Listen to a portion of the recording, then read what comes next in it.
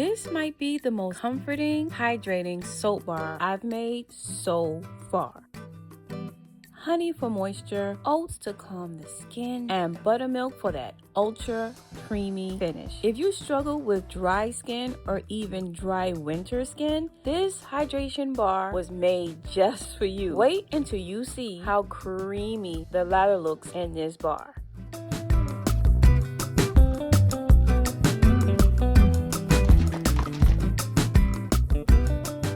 Hello, good day, good evening, good night. My name is Natasha and welcome to Natasha Suds and Scents. In today's video, we're making a honey oats buttermilk hydration bar.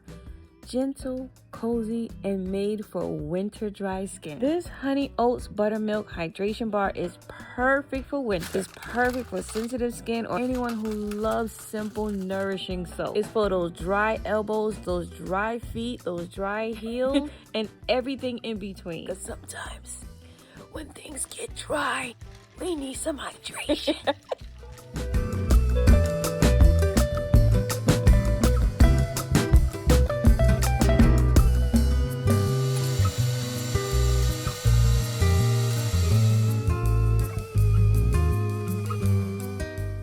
Now, adding fragrance to this type of soap is always optional, especially if you have sensitive skin. However, for this batch, I'm going to be adding Nature Garden's oatmeal, milk, and honey fragrance oil. It gives an oatmeal honey scent, but it also gives like a hint of almond.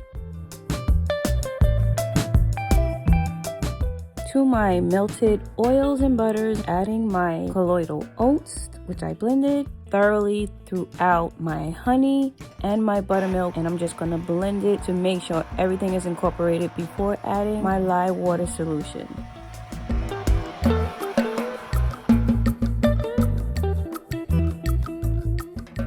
After I incorporate all of my ingredients into the soap batter, I want to blend like there's no tomorrow. Not really like there's no tomorrow, but I want to make sure everything is fully incorporated and blended.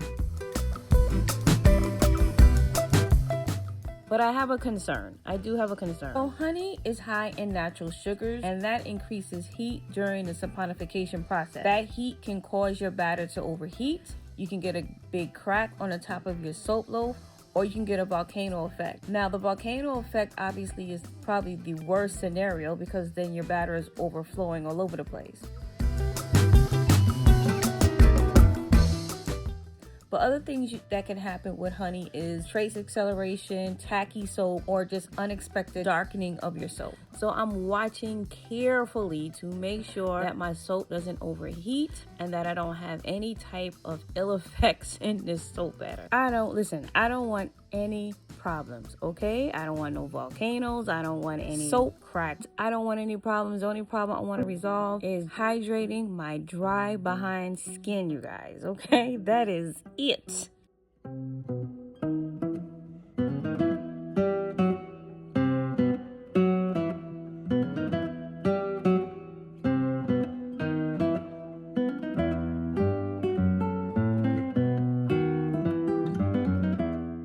For the top of the soap, I'm keeping things minimal. Just a soft, natural finish that reflects what this bar is all about.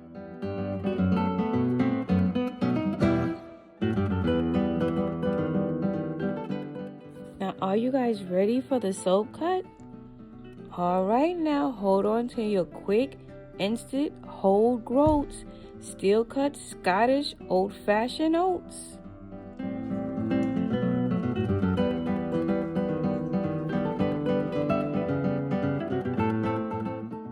To be honest, you guys, I really don't know what to say. I don't know what to say. I mean, the screen don't do justice to how this soap looks, feels, and smells in person.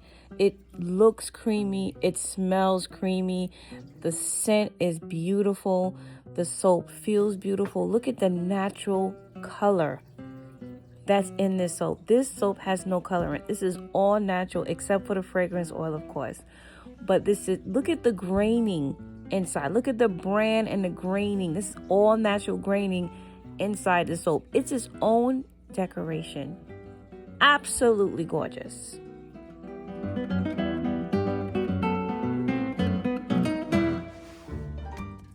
On its own, the soap looks absolutely gorgeous, but let's do a little cleanup on aisle 7 to see how we can level up this bar. Complete gorge if you ask me, my goodness. I am also going to show you guys a cute milk stamp that I think you will really like, and I would love to know your opinion on it. In addition, you have to stay for the lather test for this soap.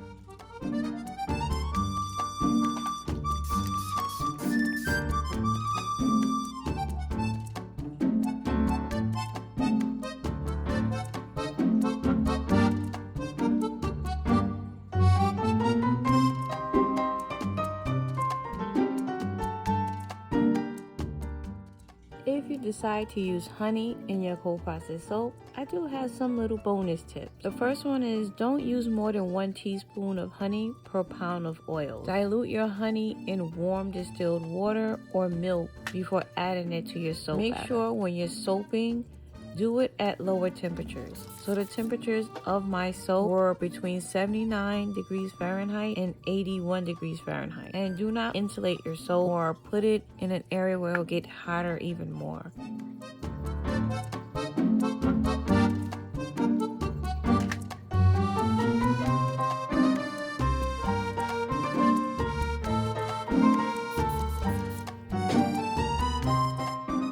Now remember when I was telling you guys how honey can increase the heat in your soap as it saponifies? Well, let me tell you, when I unmolded this soap loaf, you guys, it was still warm to the touch.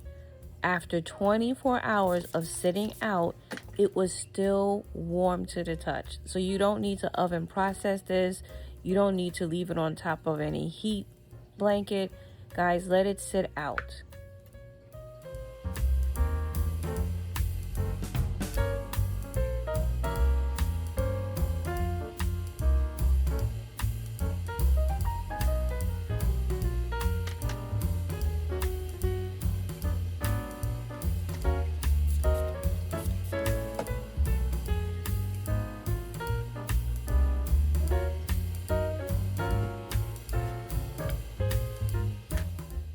So I've been going back and forth as to what kind of design to put on the soap, if any.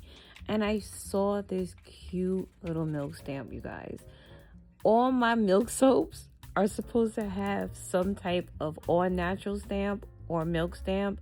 But this one I fell in love with to go on the soap. You guys, tell me what you think. I dusted it with some King Tut Gold Mica and look at how cute. Oh my goodness.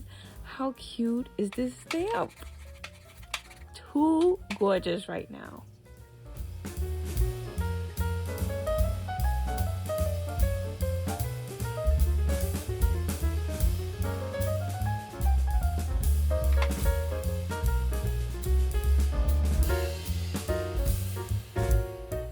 Now, all that milk and all that honey and all that oats and all this goodness, you mean to tell me you didn't think I was going to do a soap lather test? Absolutely, positively, we're doing it. And if you see already, bubbles. Now, this soap definitely needs to cure, so it's pretty early. It does still have moisture in it, but guys, look at how it's bubbling and it hasn't even fully cured yet. My goodness. Oh my goodness, you guys, tell me you want to take a bath in this soap right now.